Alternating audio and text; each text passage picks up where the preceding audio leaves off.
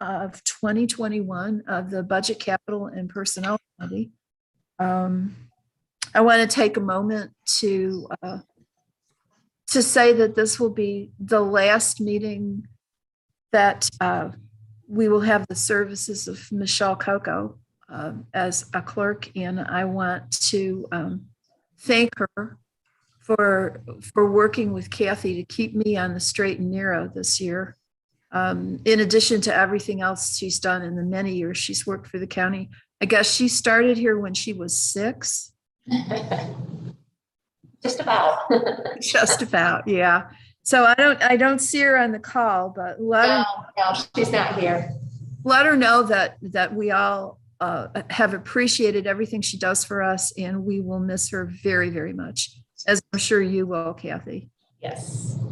And then thanks. I also want to thank Martha, because this will be her last BCP meeting. No one else is gonna keep me in line the way she has. So, seriously, we appreciate all the knowledge and experience that you've brought to the committee, and it will be missed. Thank you, Deborah. And Glenn, oh my God, we are really going to be down to the bare bones. What are we going to do without you guys? And Jonathan? And Jonathan, good Lord. We should have just had a party today, people.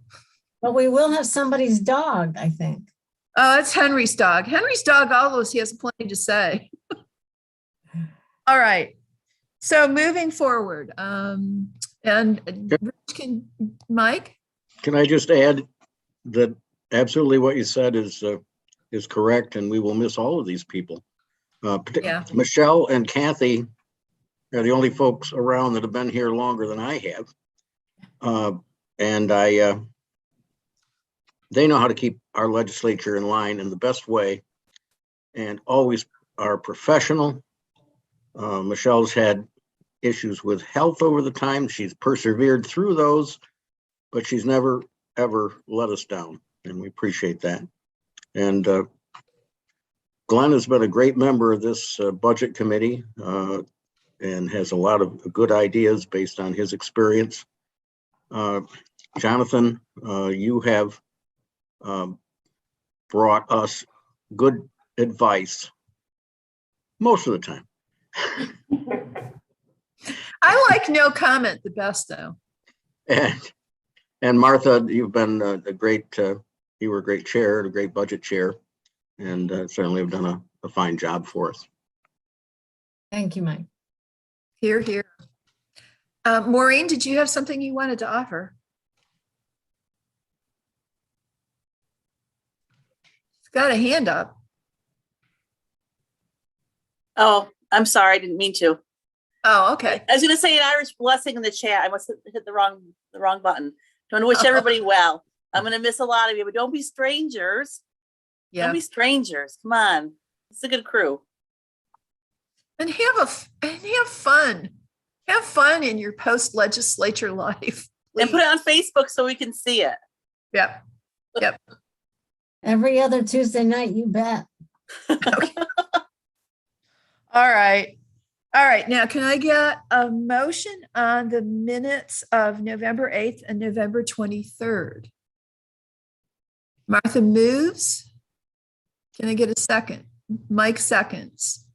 Do we have any comment or discussion? Martha's got a finger up. Let me find it. It was the minutes of November 23rd. Packet page 19. This is about the salary for the sheriff and the county clerk. And I'm sorry I didn't get this to Kathy earlier, but that second paragraph, Ms. Williams said job descriptions do not exist for elected officials, for elected positions, and the point factor system has not been applied. I'm pretty sure I said something like noting that there are no minimum qualifications for elected office. Besides getting 50% plus one votes or something like that, to the extent that just making it really articulating that, these are different. The elected positions are really different from our appointed positions where we set out specific job qualifications. And if that sentiment is okay, I'll be happy to write out an actual sentence for Kathy this evening. I don't have a problem with that. Does anyone else? No. All right, so subject to that revision, are we ready to vote? Thank you. No problem. Okay, Glenn, Yes. Martha, Yes. Mike, Yes, and I'm a yes. So that passes unanimously. Thank you. I have no changes to the agenda. No, Deborah, Yes. we have a resolution that has to be added to the agenda. that Oh, changes that's right. We have the substitution for the, yes. Sheriff's position or sheriff's salary and the changes in positions, various departments that needs to be added. Okay, thanks, Kathy. I should warn everybody I'm on cold meds. So this is not going to be my finest cognitive hour. So we have resolution ID number 10598, replaces resolution to increase salary in 2022 for the sheriff. Authorizing a public hearing on local law number blank of 2022, a local law increasing the compensation of the Tompkins County Sheriff. And also a resolution adopting that local law. Can we get a motion to add that to our agenda, please? Martha, is that a hand? Thank you. Can I get a second, please? Glenn seconds. Thank you. All right. Vote, please. Glenn? Yes. Martha? Yes. Mike? no, And I'm a yes. Martha, you have a hand? Yeah, was that, no, there were so many emails. Was that also the one adding positions? I thought that one was just informational. No, that needs to be added to the agenda. Oh, it does? Yes. Jeez Louise, Kathy, what are you doing to me? Sorry. I will move to add that to the agenda. Okay, can I get a second? I'll second it. Thanks, Glenn. Glenn, we'll vote now. Glenn? Yes. Martha? Yes. Mike? yes, And I'm a yes. Thank you. Once again, demonstrating how dependent we are on Kathy. All right, so those are added to the agenda. Do we have any public comment? John Negley, is your hand up? Or is that, no, that's my, all righty. No comments from the public. Lisa, County Administrator's report. Sure, I have a few updates across a few different topics. First of all, just acknowledging what we have right now in terms of a kind of a convergence of a perfect storm of COVID that is really stretching our staff. We're, as you all are aware, we had a steep rise in cases over the weekend, the announcement of the Omicron variant locally. We had vaccination, a very successful vaccination clinic on Saturday with the Moderna boosters.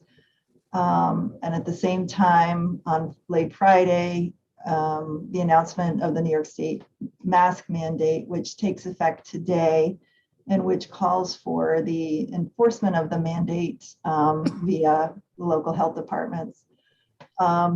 So just to make you aware, what we're doing is working on a system of enforcement via a web interface for the public to lodge complaints, while at the same time pursuing the continuation of a contract with 211 for the public to call 211 regarding complaints, and then they would log them in through that interface. So that's in process now. We hope to have something like that in place early this week and would be issuing a press release on it. And the continuation of the 2-on-1 contract is something that we will likely be bringing forward to the legislature for consideration. We have that contract through the end of 2021, but we would be looking to continue that into 2022. I see Mike's hand on this topic. I can continue. I have other updates, but while we're on this topic, I'm happy to pause or keep going. Well, since you have such a variety of topics, why don't we take questions as they arise? Mike? Lisa, I know some counties, the execs or the chairs of the boards are saying they're not going to enforce the mask mandate. I certainly hope we are, but I'm not understanding how that's going to happen. I understand you're talking about reporting, but then what? So I think that it's largely an educational component to both businesses and the general public about the necessity of wearing masks. And, per the governor's executive order, it is through the health department process where they would be, the complaints would go through the public health department, and they have their own process through the Board of Health. So it would be very similar to, in some ways, to how we did it earlier in the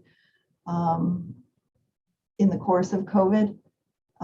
So it's going to have to be as capacity allows in terms of the follow-up. And I see Amy's joined us. If you have further comments on that, Amy. I just don't understand. If we have a big box store, for example, it says mask, but then you've got half the people going in without masks. Are we going to close the store down?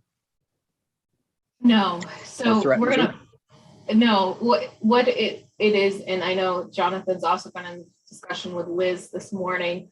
We're going to follow the same chain that we did last time, where if we receive complaints, we'll follow the complaints up with store management about what was seen.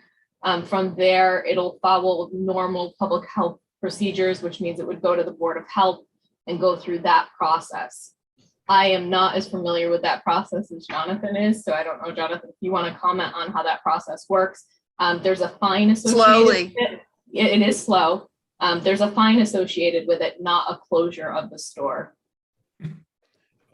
Yeah, I mean, the problem is, the truth is that under the new order, they're supposed to be enforced by basically the state health department rules as enforced by county health departments, which, to be honest, just aren't well suited to this kind of thing. They're well suited to septic systems which aren't in order, or food violations. But like, as Deborah says, it's a slow and long process, and it's not really well suited to this kind of thing, but that's what the law is. It's not an executive, and it's not an executive order. I think that's a little bit different, as people need to understand. Commissioner. Yeah, the executive orders were somewhat different. The executive orders that then Governor Cuomo did said that they would be enforced under Section 12 of the public health law, which also is not well suited to this type of violation. So yeah, there's, frankly, a real issue between, the orders that the governors have given and the ability of local health departments to effectively enforce them. And that is why we have emphasized education and, and emphasizing, threats that people can face. But realistically, that's a long process, and it's not really designed for this kind of thing. Thank you. Martha, did you have a question? Henry's got his hand up. Oh, okay. Henry? Yes, Lisa, how are you getting the word out to businesses about the process and about the governor's order? Well, we first, issued a press release regarding the governor's order when it came out, when we learned of it, and we have to build this system first prior to sharing it with the business community, but we will be reaching out early with the business community to share with them the web interface and tell them how to use it. So, we would do that. We've incorporated that in the plan for reaching out when the press release is issued. And we do have the entire list of all the attested businesses that we've been communicating with. So they've already received all of the materials. They received an update on Friday, and now we're creating additional materials for them. Thank you. Martha? Yeah, I support this, and I know it may be awkward and it's not going to be perfect. It's not like enforcing a speed limit, let's say, but if it provides a little bit more juice, a little bit more backbone to the educational efforts, I think that's all to the good. I am a little confused. I think restaurants were included in that. And how can you eat with a mask on? How does that work? I mean, you can sit there until your food comes. You can have your mask on, I guess, but how's that work? It's until you're seated. So while at the table, you don't actually have to have a mask, so you don't have to wait for food, but it is in there. And it is, so you're going to get into some of those nuances, and we were talking about them earlier, like sporting events or theaters or things like that, where it's a full vaccination or full masking. So that's, a restaurant could say that all patrons need to be vaccinated and show proof of vaccination to enter, and then you wouldn't need to use masks. Okay, that helps. Thank you very much. Okay, so if we're done with questions about that, Lisa, what's next on your list?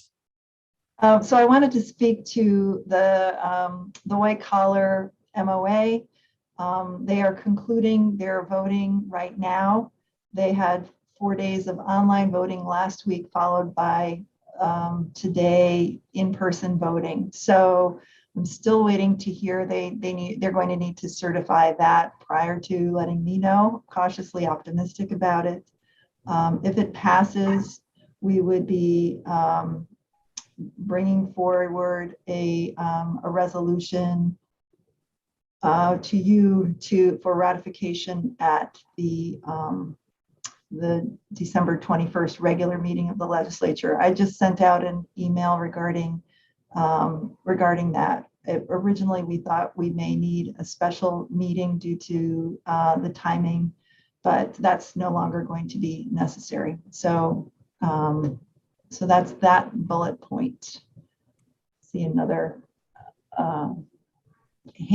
question perhaps on that topic before I go to the next one. Mike? Yes, Lisa.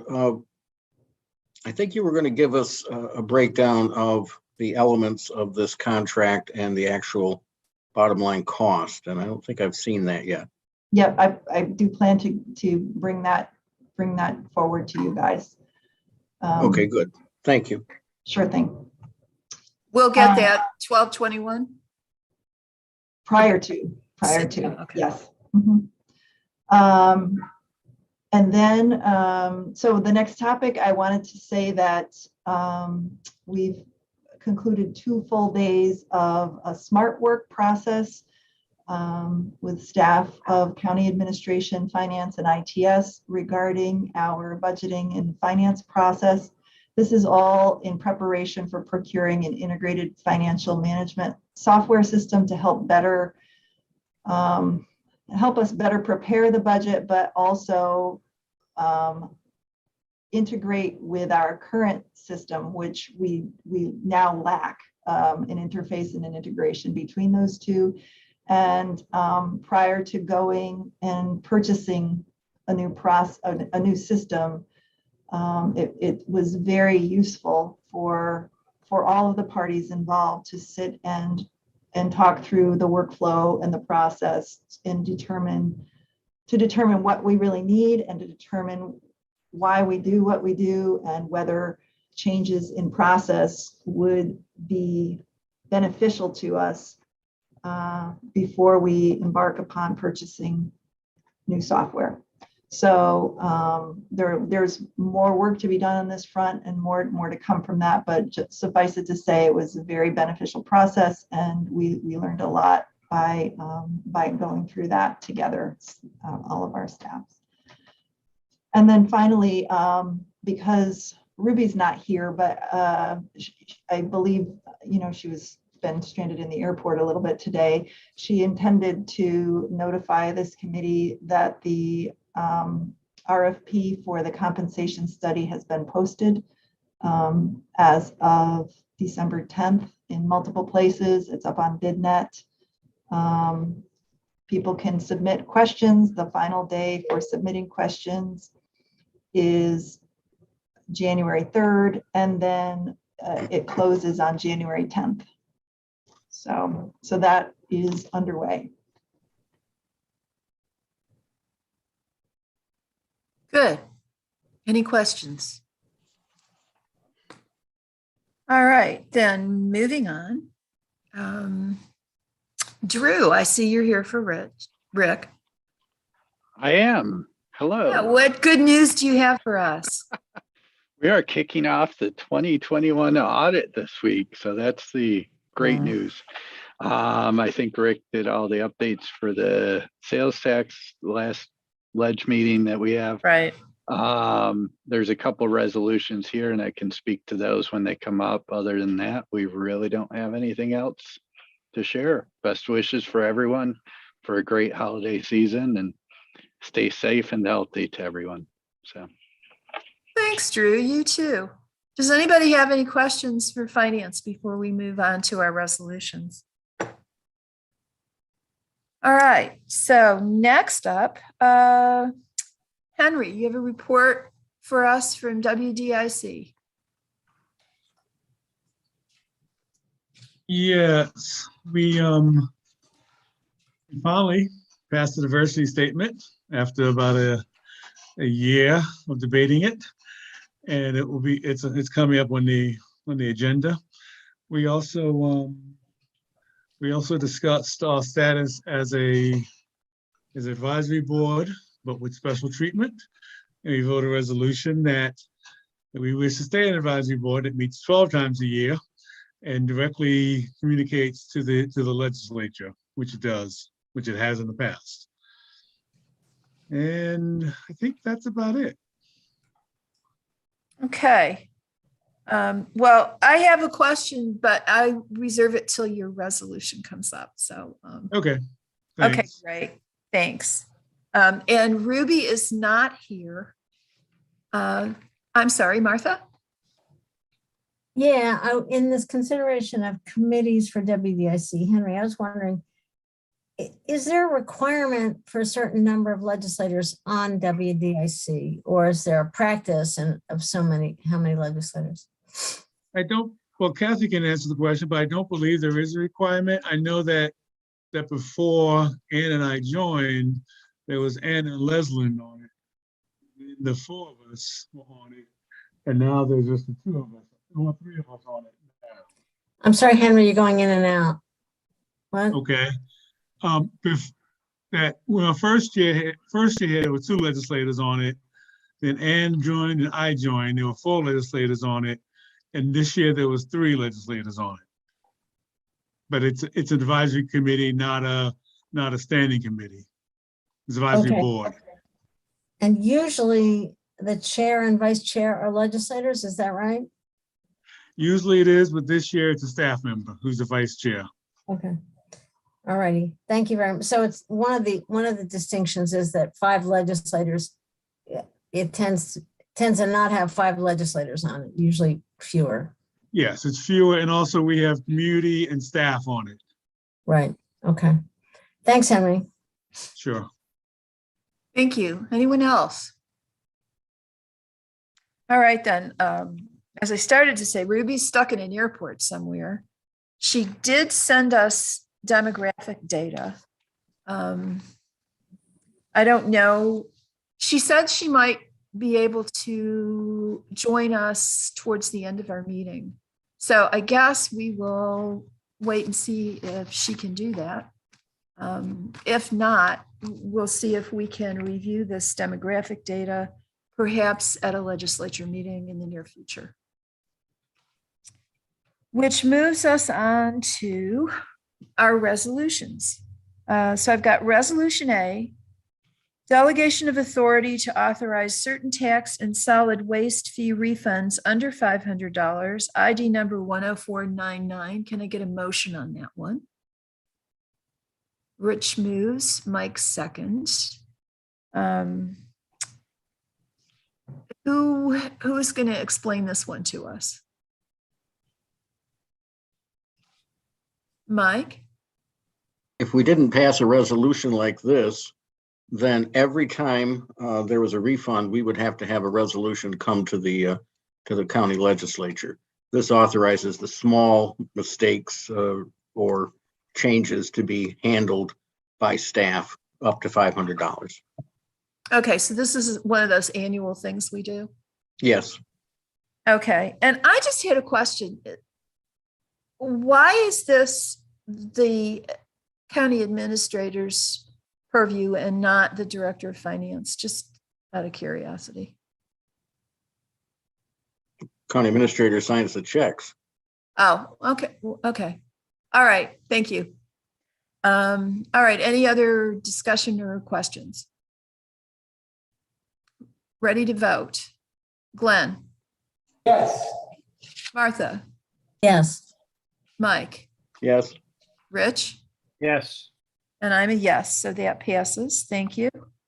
Next resolution, authorizing a contract with Tompkins County Soil and Water Conservation District to provide interim financial assistance to support and conduct conservation-related activities, ID 10518. Can I get a motion on this one? Motion. Glenn moves, Martha seconds. This one I can explain, unless John Nigley wants to. This is something we also do every year because soil and water operates primarily as a pass-through of various state and federal grants, and sometimes that creates cash flow issues. And it's just good for them to have a safety net of cash in case the grant monies don't come through as quickly as soil and water's disbursements are made. Jen, did I say that right? Is there anything you want to add? Nope, that's perfect, Deborah. And we did provide a resolution for the check to be written for 2021's disbursement to the county at our meeting today. So we will work with finance to get that back to you, and then we'll send it back to you. Exactly. Exactly. Okay. All right. Anything else on this? Ready to vote? Glenn? Yes. Martha? I didn't hear you. Okay. Yes. Okay. Mike? All right. Yes. Rich? Yes. And I'm a yes. Thank you. That's unanimous. All right. Resolution authorizing 2022 payments for Tompkins Cortland Community College operating budget, ID 10500. Can I get a motion on that one, please? Rich moves, Martha seconds. Mike, would you like to address this since TC3 is kind of your baby?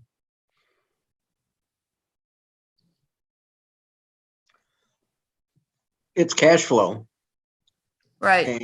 And simply, we've been doing this for the last 2 or 3 years, which we've been advancing payments for the college so that they can make their payroll before the state grants come in. And basically, that's what it's about. All right, great. Anybody have any questions on this? Ready to vote? Glenn? Yes. Martha? Yes. Mike? Yes. Rich? Yes. And I'm a yes. Thank you. That's unanimous. All right, resolution, appropriation from contingent fund and authorizing county administrator to amend the existing consulting agreements for administrative and budgetary purposes, county administration ID number 10535. Can I get a motion, please? Glenn, Rich seconds, thank you. Lisa, I think you referred to this in your report. But if you want to just elaborate a little bit. Sure. I think I'd mentioned prior that we really utilized heavily the services of Kevin McGuire during the most the busiest parts of the budget production process, and that's largely due to the fact that our current database is not a database. Yeah, it's a unique database that he himself built essentially, or it has that kind of logic to it. It's not intuitive or very user-friendly or incredibly functional.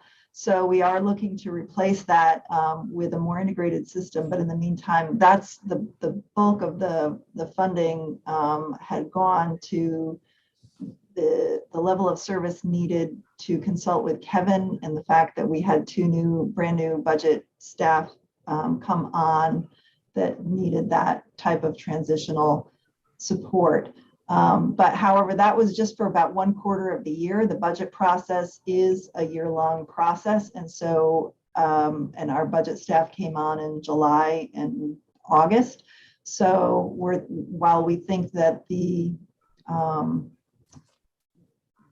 this funding would be more than sufficient to get us through the remainder of the year so that they can understand the rest of their roles in the budget process. It also includes some funding to continue where needed to consult with Jason on any business that he was involved in that is still as of yet unfinished, that I need background information on. But probably the largest portion of it is for the budgeting purpose with Kevin Pryor. Okay, thanks. So this is mostly for Kevin's input. Mm-hmm. Martha. Yeah, I would love to see a report of some sort, just how much has been spent and what's been spent on, which of the two people. Is it possible to get that? Yeah, I can tell you it's about 75%.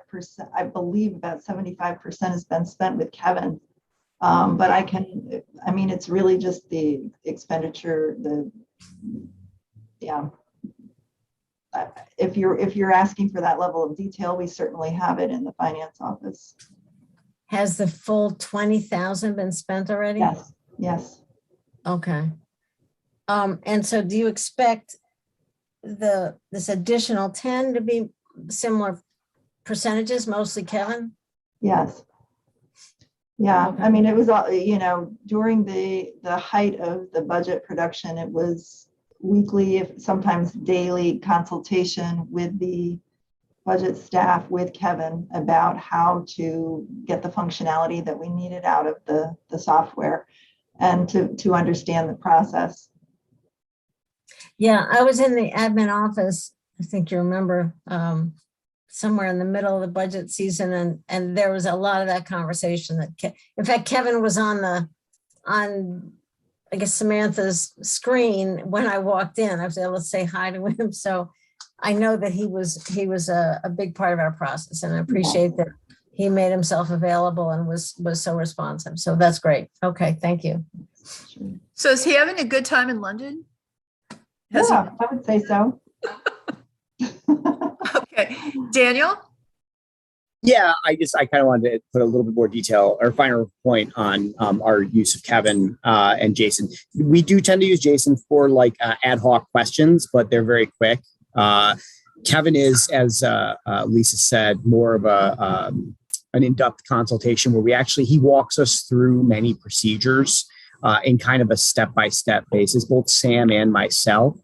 And in the process of, creating another process, we almost certainly will need to utilize his expertise and his background knowledge of the budget, not just for getting things done in the way that the kind of idiosyncratic nature that the budget is currently kind of managed and the budget book eventually produced, but also in our revamping of systems and things along those lines, right? Like so his background knowledge and information is going to be really helpful in designing a better system, if you will. That's just another kind of, like I said, just to kind of put a finer point on it. And yes, I do believe he's having a great time in London. Okay. All right. Anything else? Ready to vote? Glenn? Yes. Martha? Yes. Mike? Yes. Rich? Yes. All right. And I'm a yes. So that passes unanimously. Thank you, Lisa and Daniel and Samantha and Kevin. Okay. Resolution, an amending bond resolution relating to resolution number 224 of 2021 for various capital improvement projects at various county facilities, ID 10547. Can I get a motion on that, please? Martha moves. Rich seconds. Thank you. Martha, I bet I know what your question is, but go ahead and ask it. You can guess. Go ahead. Well, no, I was just, it wasn't clear to me. I mean, we recited the pedigree of the original resolution, but this doesn't explain, is this to correct just a typographical error in the original resolution, or is there a reason for this $180,000 difference? And if there is, shouldn't the resolution say it? Yeah, that was my question. Thank you. See, I've learned from you.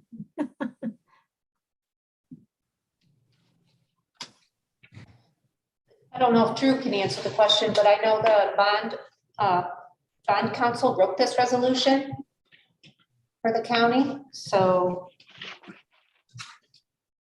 Yes, they did. And then there was I believe it was actually a typographical error on the one that was originally approved. And there were some calculation changes through the budget that were made that we had to recalculate the bonding. So this isn't any change in scope or increase in cost. It's more of a clerical correction. Correct. Okay, thank you. Is it the committee's preference that we somehow, Mike, did this pass through F&I? I believe it did. Okay, and this is the Certainly way. the original resolution did. I'm not. No, positive about the I amended one. understand that. But this one also says that on recommendation of F&I and BCP. So I don't want to change it if it went through F&I like this. I don't know that it's. No, I think we're gonna, I'm just looking at my agenda for F&I, and we're gonna do this on Thursday.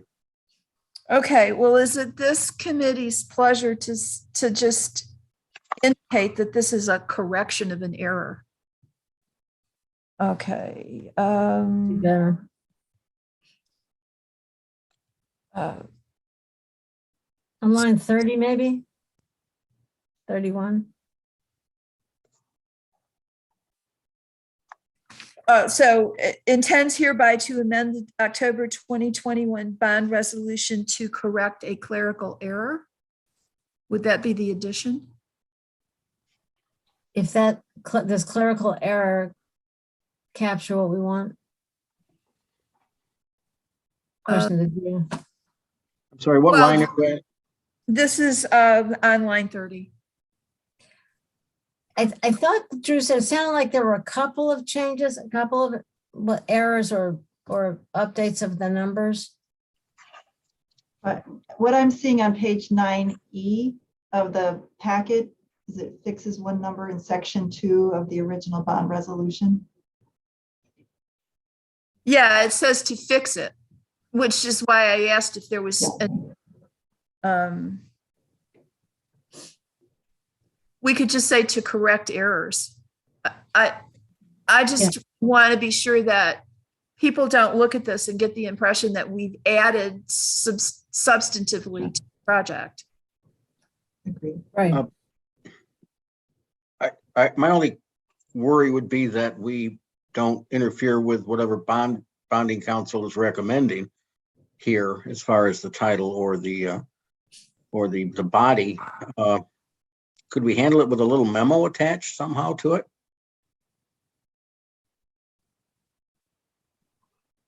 Well, I have on this, I just have to defer to finance and admin because I don't know if it changed, if a change like this to just say to correct an error. Yeah, it would definitely have to go through bond council. All right, well then let's just leave it. Let's just leave it the way it is. Is that okay with everybody? We've kind of drubbed it into the ground in this meeting. And if anybody's curious, they can watch the video.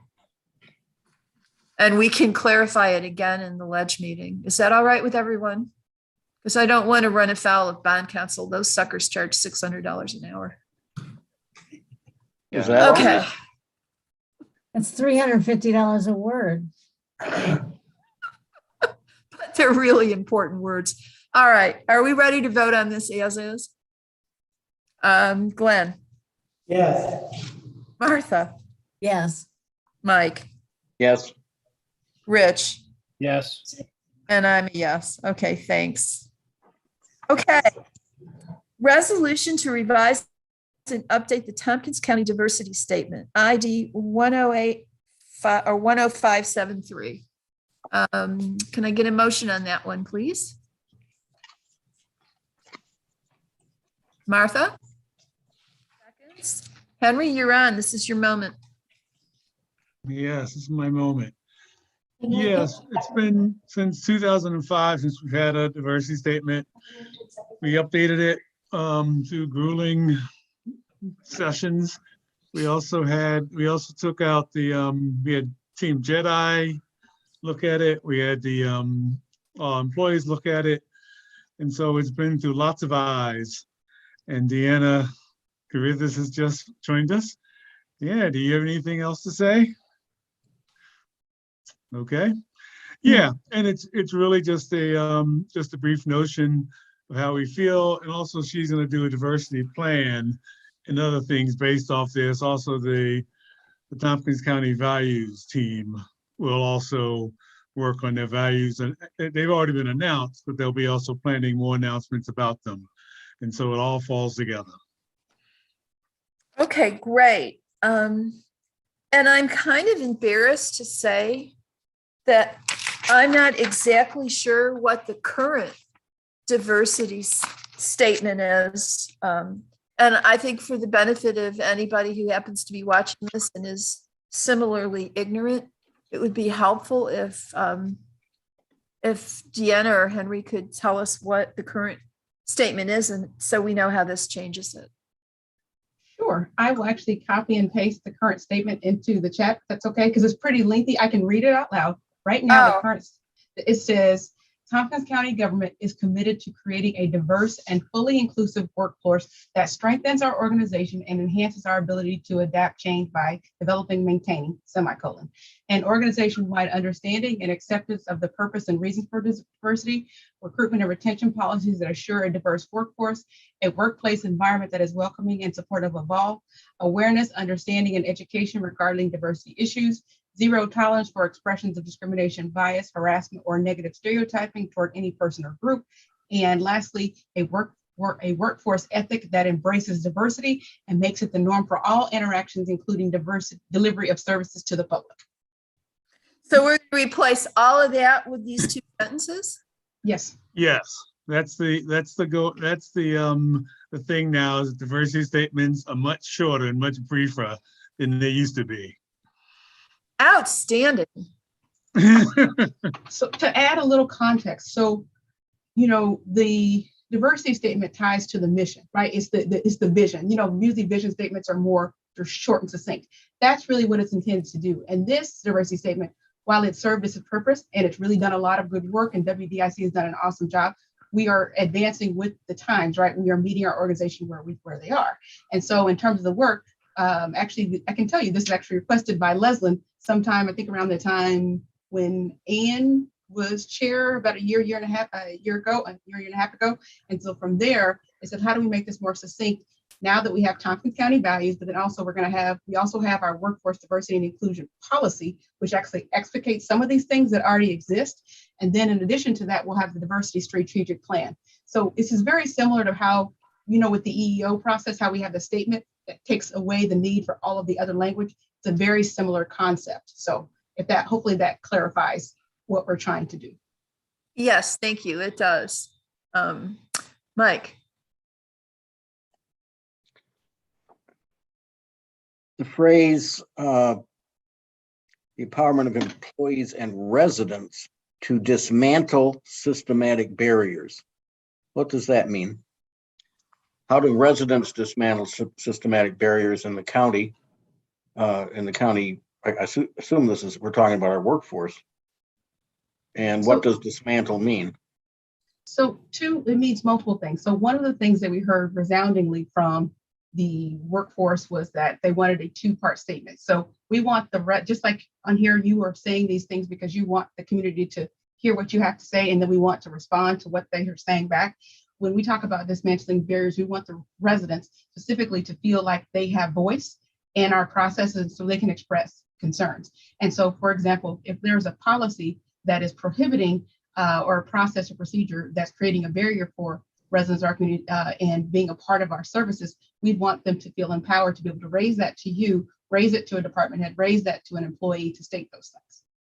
And then on the flip side, so goes the work of WDIC. The reason why you have legislators involved, the reason why you have staff involved, the reason why you have community members involved is for that same reason, to be able to lift those policy processes, procedures, questions to say, okay, if there's a concern here, we heard you, and then we're going to continue to reduce the barriers that exist in our process, which are part of our systems. Okay, I understand that, but shouldn't it say something about to empower people to raise the issue and to be heard or something like that?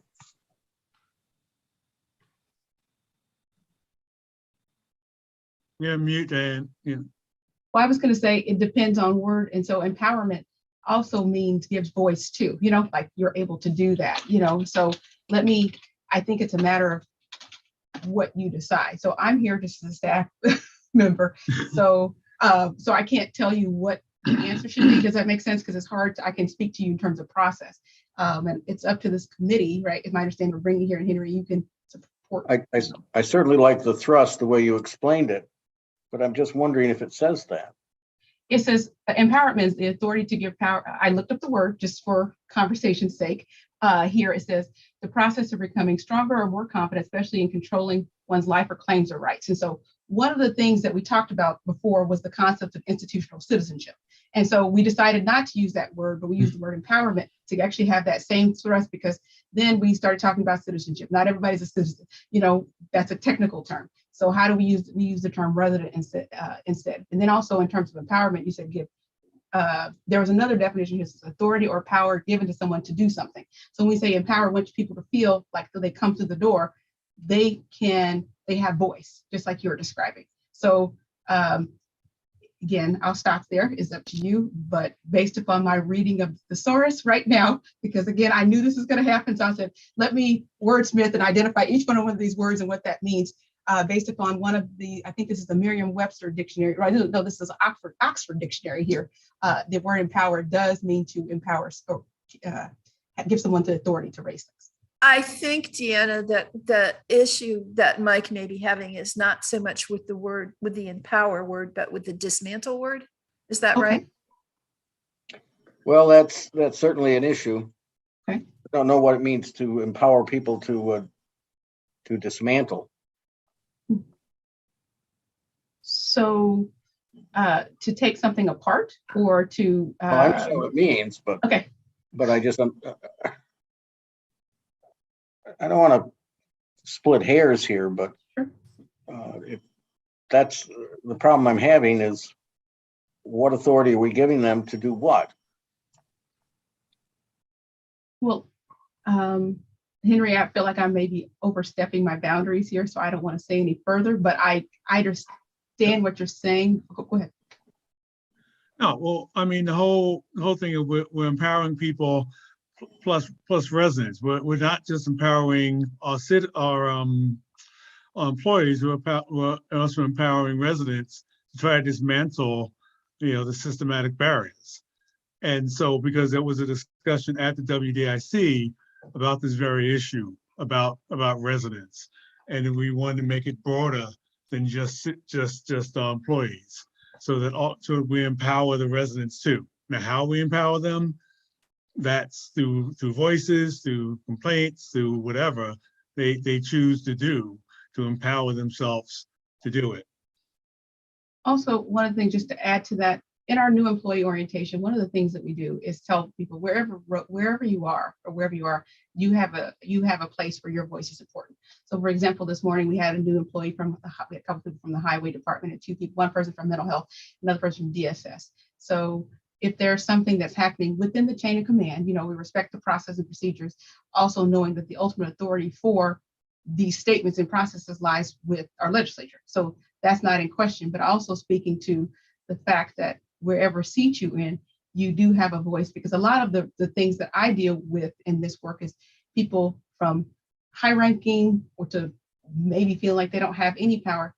My goal is to create that inroad where they hear where this is my point, where my opinion or what I have to say about this process matters. And so that's all we're speaking to. And also on the flip side, if there's a complaint or concern about something, they can share that as well. I appreciate it. Maybe I'm the only one having a little difficulty and thinking maybe a few more words would help. Okay, Lisa, did you want to address this issue or? Well, I think Deanna and Henry have been speaking to it very well. I think I was just trying to think of, perhaps another way to answer Mike's question. Maybe in some of one more aspect of this is the general public's interface with county government and its ability to access programs, services, anything that the public access to county services, and the ability, if there are barriers to that access, to then be able to formalize or lodge a complaint, or that there are processes to address, and in that way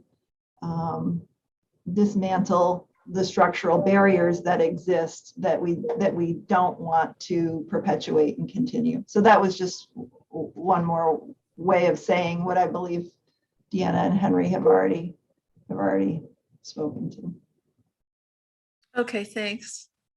Martha, do you have another worms? What?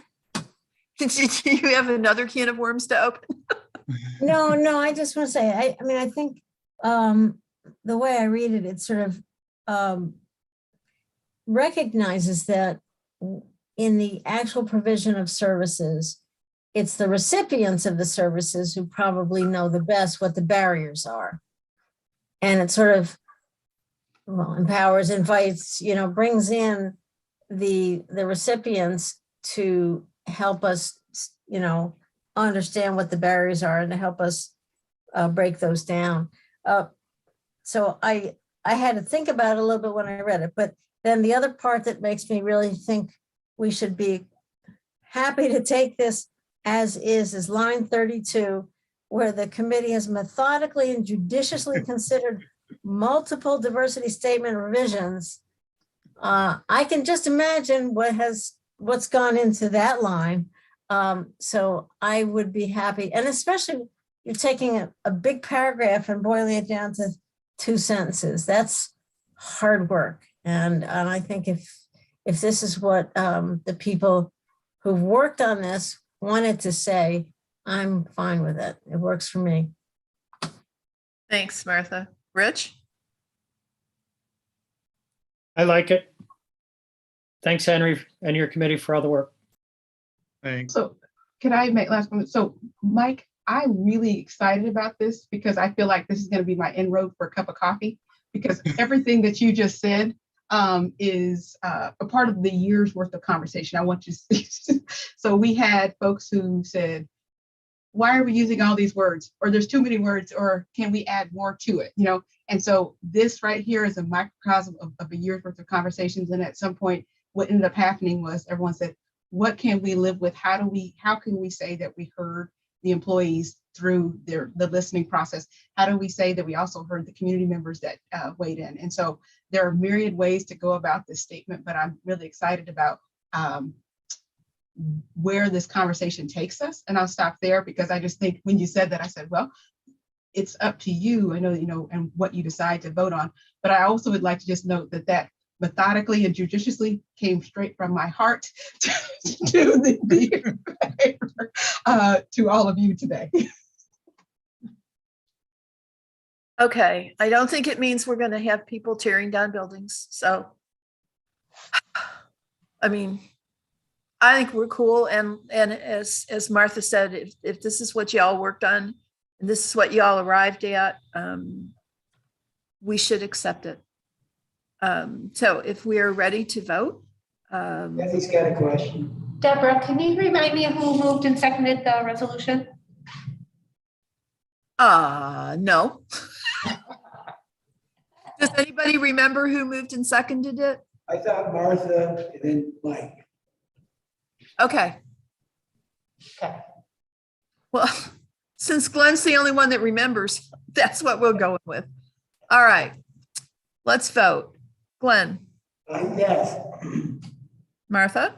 Yes. Mike? Yes. Rich? Yes. And I'm a yes. That passes unanimously. Congratulations, Henry. Congratulations, Deanna. Congratulations to WDIC. I am really glad that we didn't have to sit through all this nitpicking and wordsmithing. We appreciate your work and your effort and your time. Thank you. All right. So moving on, we have a resolution adoption of cash management and investment policy, ID number 10567. Can I get a motion on that, please? Don't be shy. Martha moves. Can I get a second? Second. Thank you. My understanding is this is something we do every year, and the only changes that are proposed in this resolution are to the authorized depositories and financial institutions and dealers. Is that correct, Drew? Yes, that is correct. Okay, so there shouldn't be any source of controversy here. Does anybody have a question? Martha? Yeah, I'm looking at packet page 46, where it's the depository. So that is deleting First Niagara and adding Key Bank. Is that right? It's actually adding New York class. We already had Key Bank on there. Oh. First Niagara merged into Key Bank. So. Okay. But adding New York class. So the fact that Key Bank is underlined doesn't mean anything. No, I'm not sure why it was. Okay. All right. I just kind of wondered if there was any connection to buying their property, but you're saying no. First Niagara actually sold out to Key Bank in 2018, and they closed all their branches the 1st of 2019. So. Okay, thank you. Okay, are we ready to vote? Glenn? Yes. Martha? Yes. Mike? Mike? Rich? Yes. I'm a yes. I don't know what happened to Mike. Did we lose him? I don't think so. He still appears on the screen. I don't know. Yeah, I don't know either. Well, in any event, it passed. So I guess we can move on. to the next resolution, setting the compensation and hours of work of the Tompkins County Clerk for the term of office for January 1st, 2023 through December 31st, 2026, ID 10576. Can I get a motion on this, please? Glenn, Rich seconds. Thank you. Discussion. Oh, you're back, Mike. What happened to you? Oh, I'm sorry. My office was calling about something emergency, so I had to respond. Okay, well, everybody voted for the cash management and investment policy, and I didn't figure you'd have any objections. I voted yes. Okay, great. Thanks. So now we're on the county clerk's salary and hours of work. We discussed this at some length in our last meeting or two. Does anybody else have anything additional to add, or do we want to discuss this again? All right, are we ready to vote? Glenn? Yes. Deborah, Yes? just to be clear, we are not doing anything midterm with the clerk. No, Wait. we are not. Right. That's the way I read it. Okay. Sorry. Okay, thanks.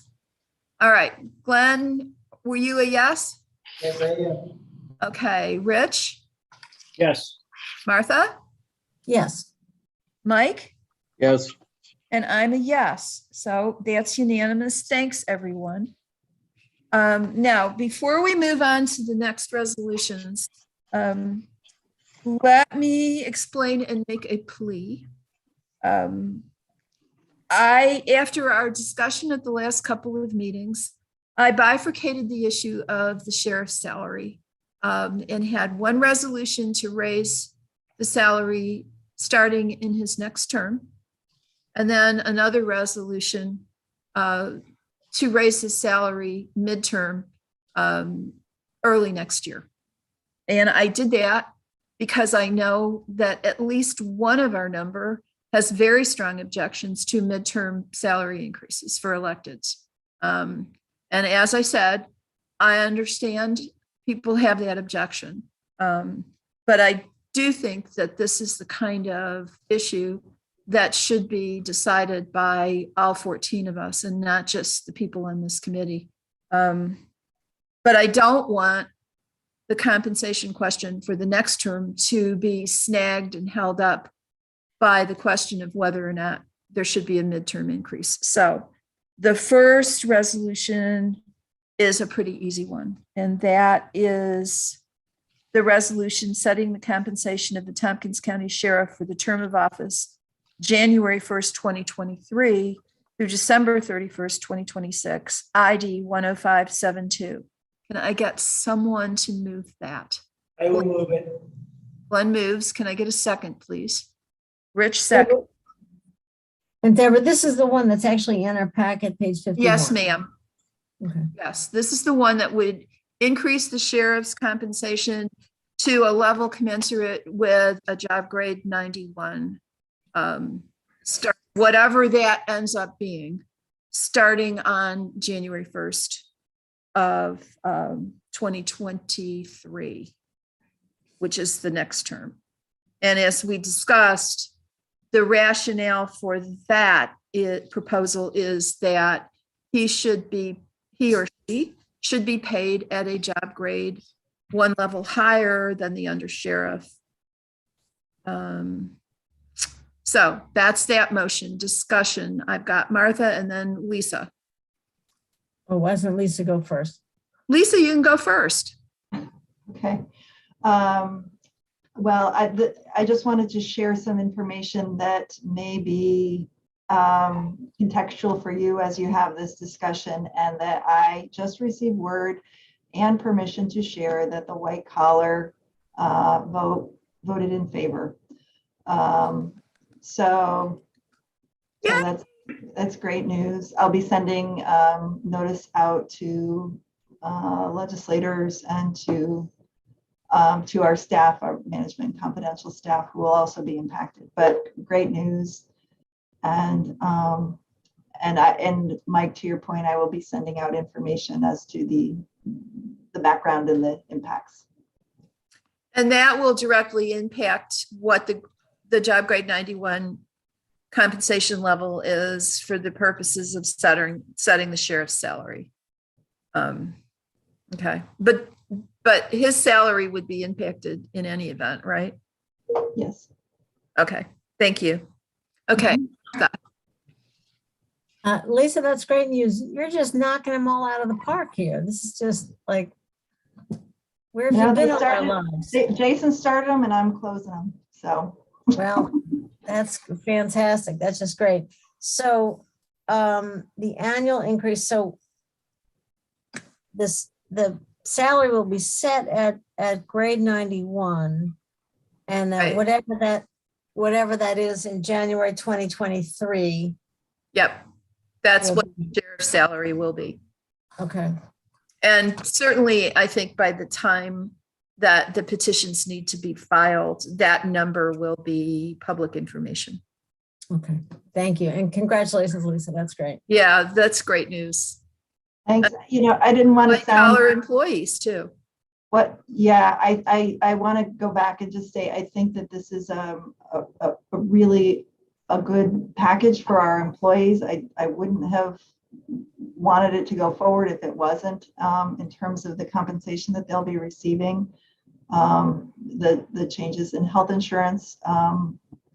I think we're tough for some, but I do believe that is a very good package as well. And I do think that our employees stand to gain a lot by this, and they deserve that after what we've been asking of them for the last couple of years, for sure. So I'm grateful to everyone who participated in these negotiations and the negotiating team on both sides. Just wanted to say that. Thanks, Lisa. Okay, is there more discussion on this particular resolution? We ready to vote? Glenn? Yes. Rich? Yes. Martha? Yes. Mike? Yes. And I'm a yes. So that's the easy one out of the way. Thank you. Okay. So now we have the substituted resolutions that would create a law to increase the sheriff's salary, the job grade level 91, as of March 1st, 2022. This would be a mid-year or a midterm salary increase, again, to bring his salary above the salary of the undersheriff and above the salaries of his lieutenants under the newly adopted Road Patrol Collective Bargaining Agreement. And this would also be a law that would be delayed in effectiveness in order to accommodate the 45-day period that's required for us to allow our citizenry to petition for a permissive referendum if that's what they choose to do. So those resolution numbers, let's see, we've got authorizing a public hearing on local law number blank of 2022, a local law increasing the compensation of the Tompkins County Sheriff. That's ID 10598. And the related resolution is for adoption of local law number blank of 2022, a local law increasing the compensation of the Tompkins County Sheriff. Kathy, I'm never sure when we have these setting a public hearing and adopting a law thing, which one goes first? So you tell me. The public hearing. Okay, thanks. Can I get a motion on the resolution for the public hearing? Glenn, Martha seconds. And Mike's already got his hand up. No? Nope. All right. Mike, I know we've had this conversation, your Well, position. I got to have some questions answered, please. Okay. I want to know what is the source of this? I know you've been the champion for this right along, and each time you bring it up, you compartmentalize me as being opposed. Did this come out of public safety, for example? Were they recommending it?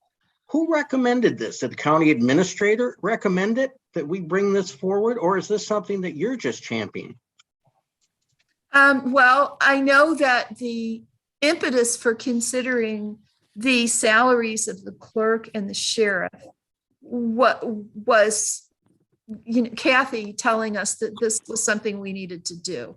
And when that was brought forward to our committee, and I looked at it, and I started looking at the information relating to how the clerk and the sheriff were paid, it became apparent that our sheriff was not getting paid as much as his undersheriff. And, then the road patrol contract was adopted, and that it became apparent that he wasn't going to be paid as much as his lieutenants. And so I guess I am the champion for this, because I just, having worked with various types of law and regulatory enforcement agencies for 30 some years, I know that this is just not a tenable situation in terms of chain of command and lines of authority. So if you want to blame somebody, you can blame me for this. It did not go to public safety first.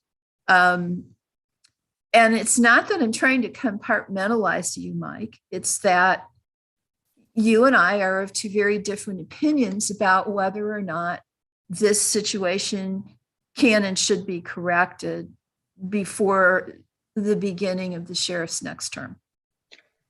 At the most, the sheriff would be at the current salary for a year, and we know that. You want to change for a forever precedent of not changing a salary of an elected official. You're someone who constantly talks about how underpaid we are, for example. Is that the next thing that's going to happen? Are we going to recommend changes in the legislator salaries midterm? Yeah, I'm going to suggest we get $100,000 a year, Mike. Well, you can make light of it, but I'm not making light of it. This is serious. And I don't think we ought to be doing this in midterm for an elected official. We're not talking about our staff. We're talking about an elected official. And I'll stop talking at this point. Okay. I will say, though, that you and I are in total agreement on the question of how important a decision this is, which is why I want this to be a decision that goes to the full legislature. So 14 people can weigh in on this and not just 5. Rich. Yeah, I was just going to go on the record. I am not going to support this resolution. I voted for the salary increase in the new term. I worry about the precedent. And I also think it's complicated in that we are doing a pay raise for somebody that we don't really supervise. And, there's all the issues with that. I'm okay with it when it's in a new term and the voters have decided who is going to serve as sheriff. I feel uncomfortable doing it now. Thanks. Okay. Again, I would like us to move this out of committee so that 14 people can consider it. It's not unheard of that people vote for something just to get it on the floor where we can all voice our opinions. Martha. Yeah, I'm glad we're doing this one and not the clerk. This one is, there was an effort to increase that one as well, but this one, in terms of the hierarchical nature of the department in particular, it makes sense. I mean, you could say that we all make less than the people we supervise. That's true. But this one makes sense to me. And I don't think that people voted for sheriff depending upon the salary. No. I think they voted for the person. So I don't, I can understand the conflict about it. It's tricky because, we don't supervise. There's no performance review. There are no qualifications. There's no job description. There are a lot of complications with this, but I think if only because of the chain of command issue in the sheriff's department, it seems in particular a sensitive one to me. So I certainly will vote to send it out of committee, and we'll be watching in January when you all think some more about it. But I think it's worth, I agree, it's certainly worth something that all 14 should weigh in on. Thanks. Yeah, I mean, and I would ask my colleagues on the committee to consider that the fact that you vote yes on this resolution to get it before the full legislature does not require you or suggest that you're going to vote yes when the ledge votes on it. So that's about all I can say on this. I think we're probably ready to vote because we've done this disagreement into the ground in past meetings. So Glenn. Yes. Rich. No. Martha. Yes. Mike. No. And I'm a yes. That carries 3-2. Thank you. I'm sure that we will revisit this debate again in our next legislature meeting. So now we have the resolution for the changes to. Deborah, you have to consider the resolution to adopt the law now. Oh, okay. I'm sorry. See, that's why I just blah. More Dayquil. Okay, so can I get that motion on the floor, please? Moves, Martha seconds. I assume that we don't need to repeat the discussion we just had. So Glenn. Yes. Rich. No. Martha. Yes. Mike. No. And I'm a yes. So again, that carries 3-2. Thank you all. Now let me sort through all these papers and find the other resolution that got set out.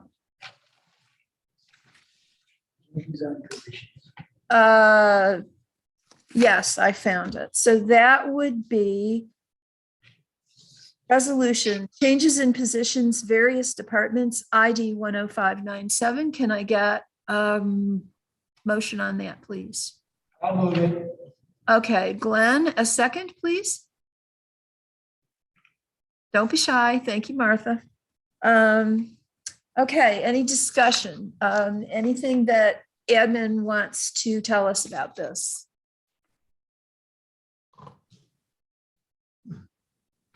Martha.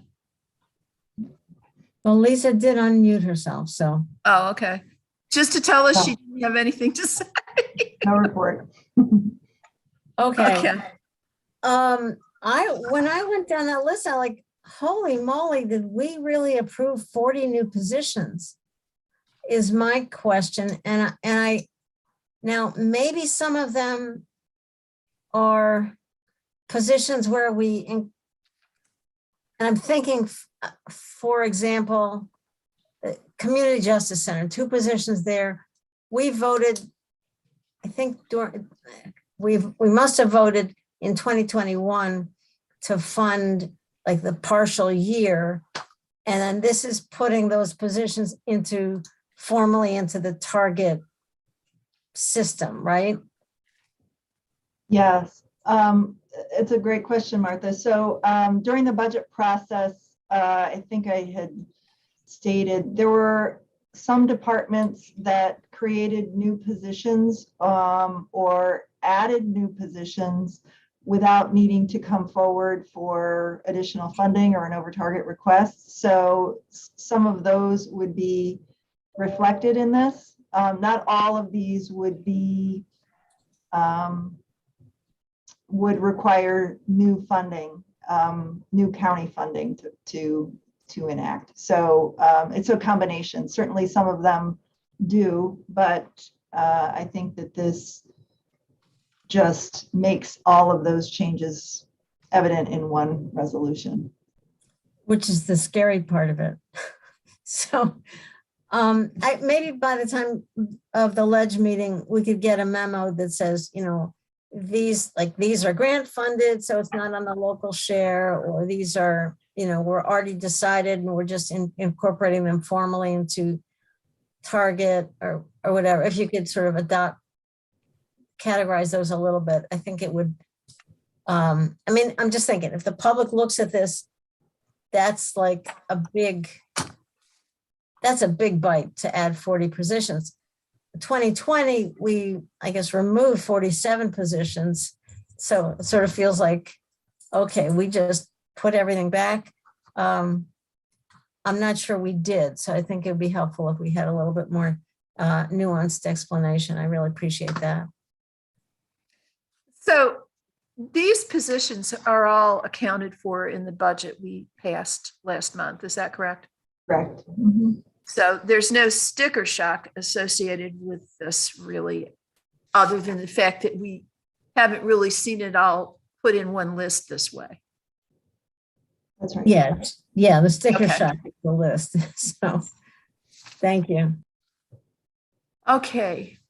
So anything else on this particular resolution? Are we ready to vote? Glenn? Yes. Rich? Yes.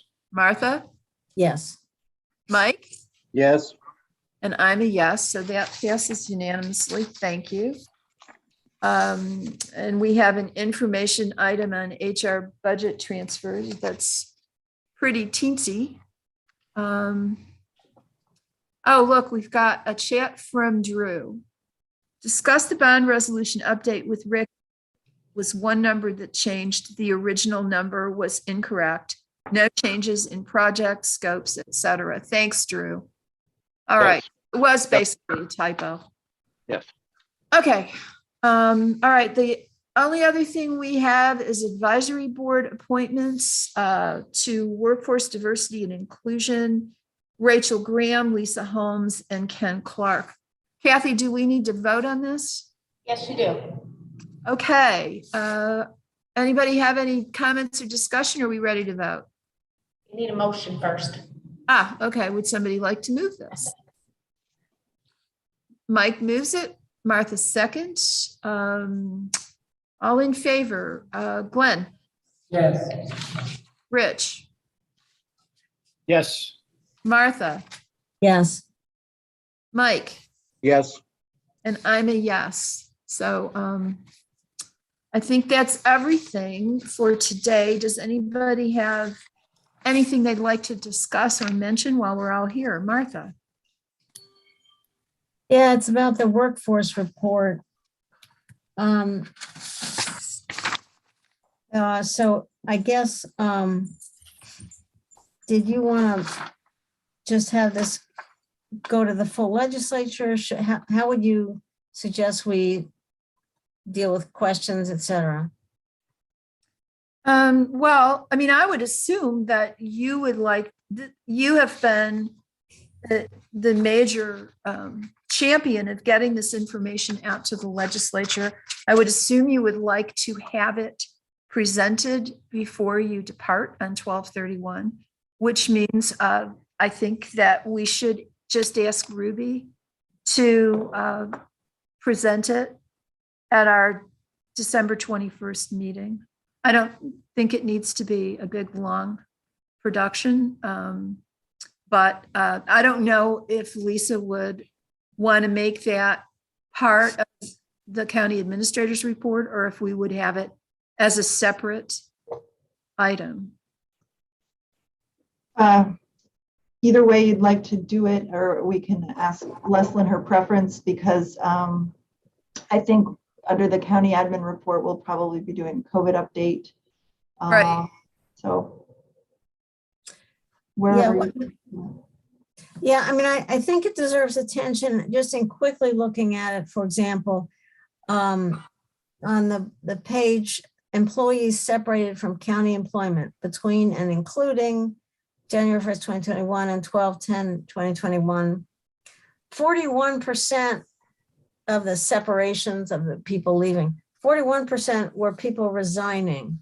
So I'd be interested. I mean, that's not retiring, that's not seasonal, that's not deceased, et cetera. So I guess I'm interested in, do we know any more about why people resigned? And is that a typical number? So that's one kind of question. This is where, if people have a chance to look at this, I think other questions may arise. For example, our Black employees, people classified or self-identified as Black, there were six of the 25 in county employee and in county employment this year. 6 of the 25 total left. So that's 24. And I know it's a small number, but it's 24% of our Black employees left. Compared, and Hispanic, that's an even smaller number, but it's 8 out of 14. So 57% of those folks left. So compared to a smaller percentage of white folks. So is there I'm looking for some analysis of these kind of questions. And are these like idiosyncratic things? Yeah, they got better jobs. So, okay, what are you gonna do? Or anything else? And to try to understand it as a policy, in terms of policy, where do we stand? What, are there improvements we need to make? So that's kind of the purpose of taking time to have a presentation and give people the information and time to think about it. So that's what I'm looking for. I can bring that information back to Ruby and have, see how we want to approach the report out at the Ledge meeting, but we can look into that further. And our vice chair is here. So she can certainly participate in any discussion that leadership wants to have about how to present this information. And I know, thank you. And I know there's a page in here that like shows departments by departments, and we probably don't want to get into that because some of those departments have 1 or 2, 3 or 4 people. So right. We don't need to do that, but just as an organization, the organizational numbers are what I'm interested in. Shauna? Yeah, I agree, Martha. I think this is something we really have to look into. I mean, we can recruit all day, but if we're not closing the back door, then it doesn't matter. And every time someone leaves, I mean, I know in many positions, it could cost up to $5,000, $10,000 to recruit new people. Not to mention that's not the image that we want as a county employee. So it would be nice if you get a report. I did wonder this year if we lost people because of the impact that COVID had on people's arrangements for childcare and schooling. And initially, if you look at it, 60% of the people we lost were women. But then if you look at it, 60% of our workforce is women. So there's no significance to be drawn from the department.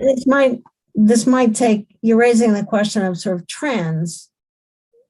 To look at 1 year's snapshot is just 1 year snapshot. This might actually be better than history, or might be worse. Who knows? Well, and this is not a year we want to draw conclusions from, I don't think.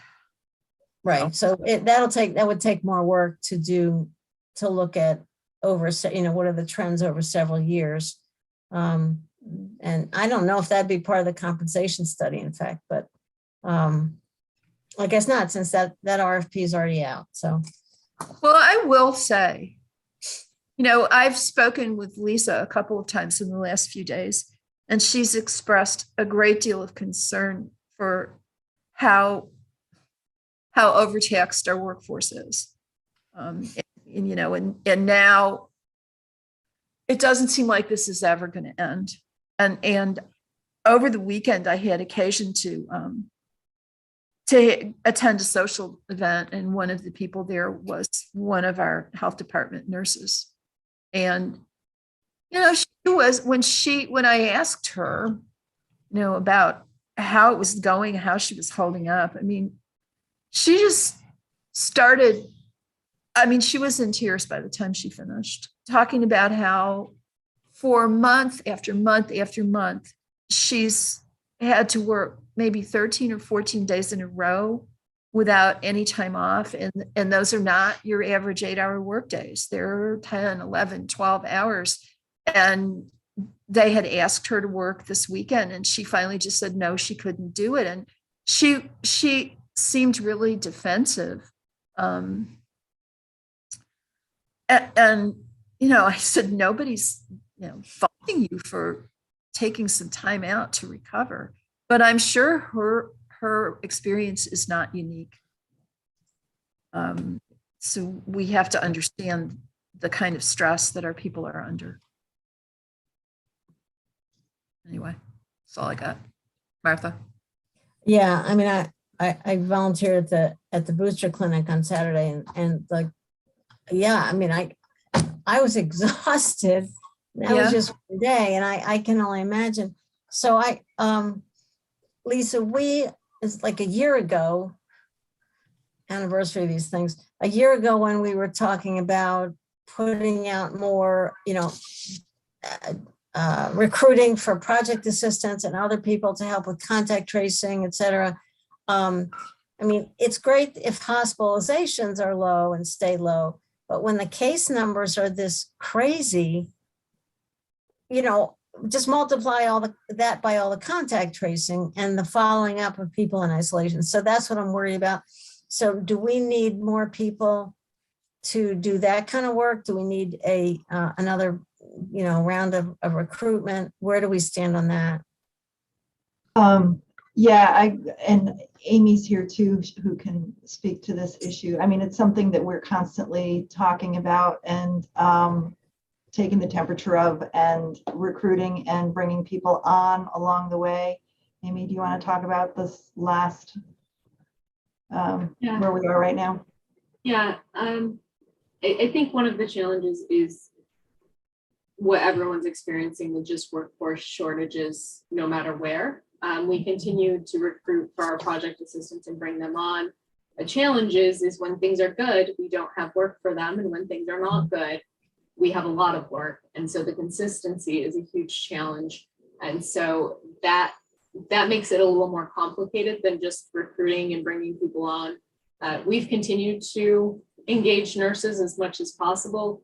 And that recruitment has stayed wide open. And I've spent a little bit of time with our team on Friday up there at the health department. And, it's exhausting. It is definitely exhausting. What Deborah and Martha talked about is what's happening for them all the time. I think we can continue to support them and find staff, but then when you bring on staff, you have to remember it takes time to orient them and train and develop them so they're not exactly ready to go. And in the midst of something like this, where we have a lot of contact tracing going on at once, it's a challenge to do that too. The other challenge is in the past, when we were doing high numbers of contact tracing, we weren't offering clinics as well. Or if we were, the hospital was much more a partner with that. They are still partnering with us. They're providing us the space, but they're facing the same challenges we all are. And I think both Marty and Frank spoke to this in our town hall last week. So I don't have a perfect solution. I think your appreciation and continuing to push that appreciation to our team. I know a community member dropped off cookies at the health department today, or actually had cookies UPS there. People were appreciative of that, but those little things go a long way. But yes, definitely a lot of that exhaustion, tiredness. But we'll continue to recruit. I know I looked at the list. I think it was Friday. I looked at the list last year over the weekend. We're still getting in some additional support, and we're continuing to try to find time to interview and bring on people as we can. Okay, and if there's a way that civilian volunteers who commit to at least 2 days a week, retirees can help. You might find some more labor in that category too. I know that you need a real commitment and at least 2 days a week. So you're not training and supervising bazillion people, but there might be some help there. Looking for a job, Martha? Yeah. She spent a day at the clinics. It's a great way to get people in.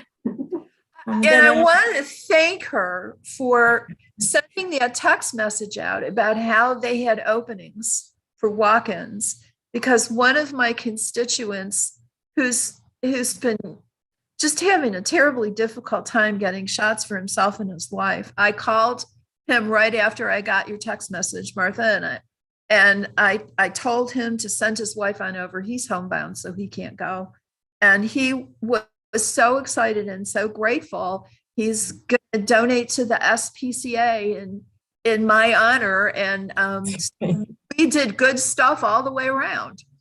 That's good. And big thanks to Shauna for posting it on Facebook, and Annie. And I think we helped to get, and Frank said we got 149 walk-ins Saturday. That's terrific.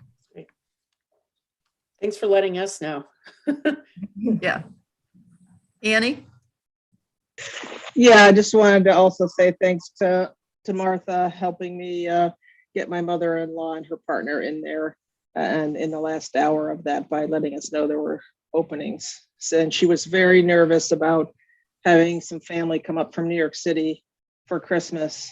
So this puts her mind a little bit more at ease, even though we still might cancel.